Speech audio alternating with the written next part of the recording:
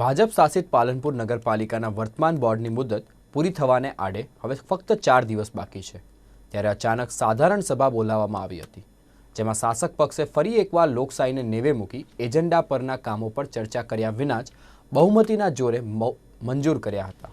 આ ઉપરાંત પાલનપુરનો વિવાદિત વિકાસ નકશો પણ મંજૂર કરી દેવાયો હતો જેની સામે કોંગ્રેસે ભારે વિરોધ દર્શાવતા ઉત્તેજના ફેલાઈ ગઈ હતી અને કોંગ્રેસે સાધારણ સભામાં ખોટા ઠરાવો લખતા હોવાનો સાથે ભ્રષ્ટાચારના આક્ષેપો પણ કર્યા હતા।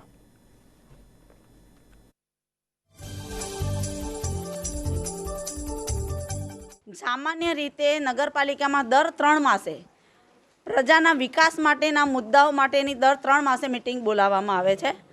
અત્યારે તાત્કાલિક માત્ર અત્યાર સભ્યોની મુદત 4 દિવસમાં પૂરી થાય છે, એમ છતાં 4 દિવસ બાકી રહેતા આ લોકોએ ખાસ સાધારણ સભા બોલાવવામાં આવી। આ એજન્ડાની અંદર ઘણા મુદ્દાઓ એવા છે કે જે અત્યાર સુધી લેવાયા જ નહોતા। 2019ના જે મુદ્દાઓ પેન્ડિંગ હતા એ મુદ્દાઓ અત્યાર સુધી લીધા નહોતા અને આજની મિટિંગની અંદર એ મુદ્દાઓ લેવામાં આવ્યા। એમાં પરથી સાબિત થાય છે કે અત્યારના સત્તાધીશોમાં પોતાના બદઇરાદાથી પોતાના અંગત સ્વાર્થ માટે ને ભ્રષ્ટાચાર કરવા માટેથી ખાસ બોર્ડ બોલાવવામાં આવ્યું છે।